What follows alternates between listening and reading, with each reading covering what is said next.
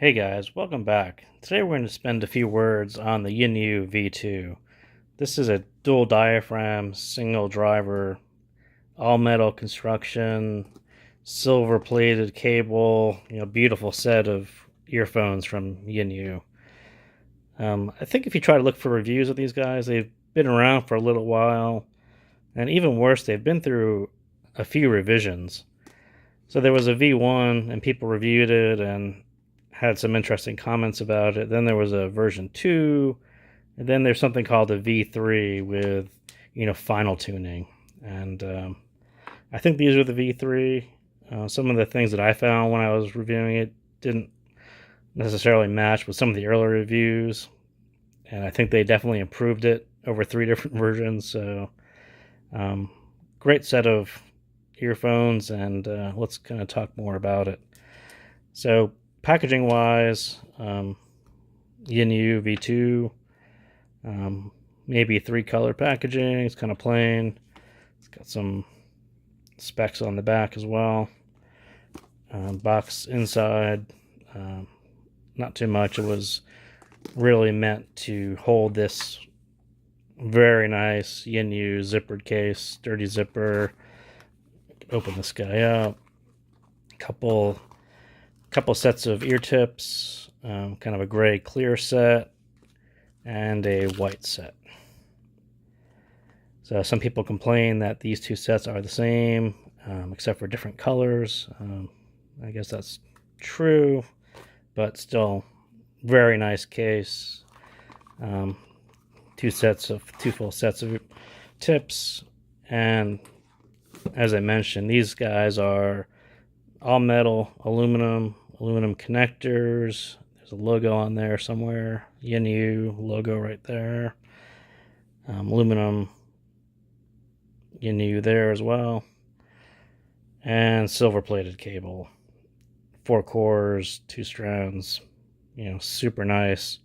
These guys are actually kind of light. I weighed them out. These are about 22 grams. My ZSN Pros are about 26. And when you're wearing them, this cable is almost tangle free. It's really nice compared to the normal KZ. This kind of falls and no real tangles, which is great compared to the standard stock KZ, copper or brown cable. So just comfort wise, how light they are, not being in your monitor style, you can actually wear these, just regular earbud style, hanging down like that. Very comfortable. Wear these guys for hours. I think the tips are, maybe the nozzle is maybe a bit thin. I saw some people complaining that it didn't fit their big ears. I guess it fits my small ears pretty well.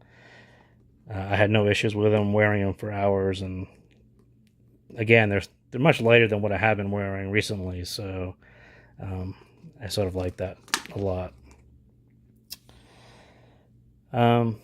For testing this guy out, I was using USB Audio Pro player on my Pixel 3a XL with, I actually bought the MQA option for Tidal, so you get super fancy MQA decoding on master quality audio title tracks. So that's mainly what I've been using these guys together with. So let's talk about sound for a little bit, and we could also talk about the frequency curve. So very early on, I mentioned that there was different versions of this, and people really refer to this as a standard V-curve pair of earbuds. And when you look at the curve, it's looks kind of flat to me. It's there's a V in there somewhere, but when you listen to them, my impression was it sort of resembles this curve, and maybe that this is just strictly a versioning thing. But when you listen to it, to me it was this flattish curve, maybe a shallow V, whatever, you can call it what you want, but I wouldn't say that the lows or the highs are pumped up like people are talking about today in the Harman Target curve, and peaks at the mid basses and the trebles. This one I don't think really resembled that, and maybe the earlier tuning actually did. To me, it did not. So on the bass side, lots of mid bass. It's punchy. You definitely get lots of mid bass. And is that the peak of the V? Yeah, maybe it is. But the problem for me is it doesn't really extend in either direction. So, on the sub bass side, there's not a whole lot there. It doesn't extend down there for me at all, which was kind of a problem on, some of the bass heavy songs. I prefer headphones that kind of at least get down there where you can start feeling the bass as opposed to hearing, mid bass punchy there, but I want to feel it too. So it is what it is. On the other hand, just looking at the curve, it's very smooth, very warm.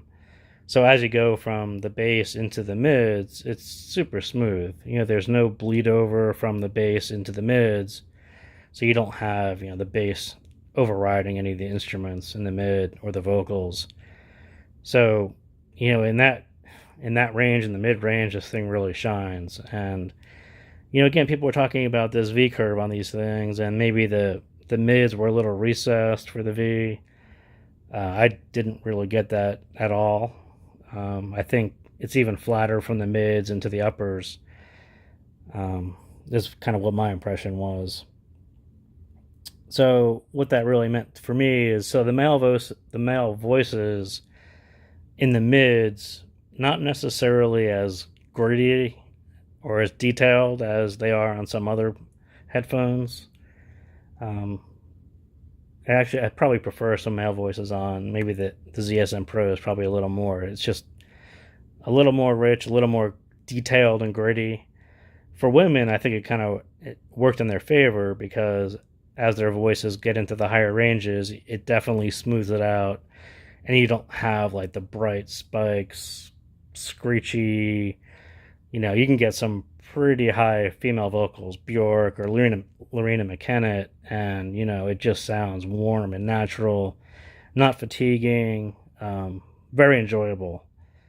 That is something that's different than the normal, like the KZ with the balanced armature and the dynamic driver. Those two together, I think, tend to give you kind of a more technical, more peaky, spiky treble.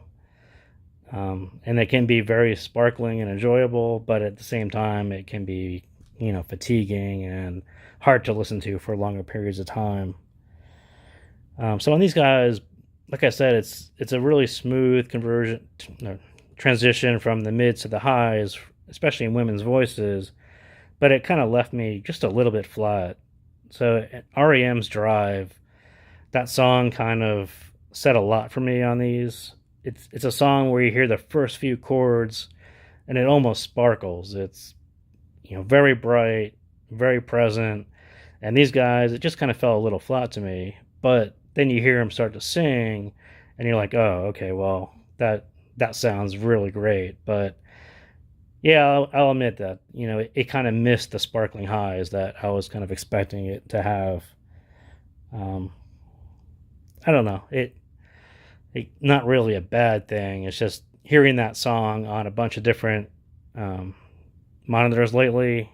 I got used to hearing those chords very bright and very present, and it was just a different, smoother, more recessed version of those few chords than most of the other headphones I've been listening to lately. So the soundstage was another thing where people were saying it's kind of all over the map. These tips, I didn't measure them yet, but people were saying that they're a little small for the big ears. For me, they were fine. They blocked out plenty of noise. So, just beginning to listen to the soundstage, it was pretty quiet, even with some background noise going on. So that part started out pretty good. And I think the soundstage for me, and I think other people agreed as well, is it's pretty wide for a $50 set of earphones. If you want to hear what a little wider than average soundstage sounds like, these guys are kind of a super pair for that. For me, the vocals are kind of imaged center but high, and then you get the instruments almost to the side and lower, so everything was kind of crystal clear. There weren't really vocals over the instruments. You definitely had this image of instruments lower to the sides, and if you listen to something like Alt J has a song called Something Good, and it just starts off with a few instruments, and it kind of layers in vocals and more instruments, and you could just hear where each instrument was being imaged and adding in, and I thought that was outstanding. So it almost made up for the REM drive. Hearing that song sounded better than any of the other um, monitors I've been using lately. So overall, you probably can't see it on here, but it says these headphones are good for teen girls, boys, women, and men. And I think I agree. They're pretty good for the all range of human beings that exist on this planet. My issue was primarily the sub bass. I wouldn't listen to Drake for too long with these guys. It definitely punches in the mid bass, but you're really missing that Drake sub bass, kind of long sub bass tones that you get with his music. So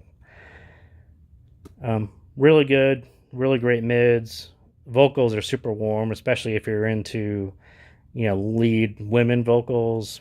Bjork, Lorena McKenna, as I mentioned, were great on this.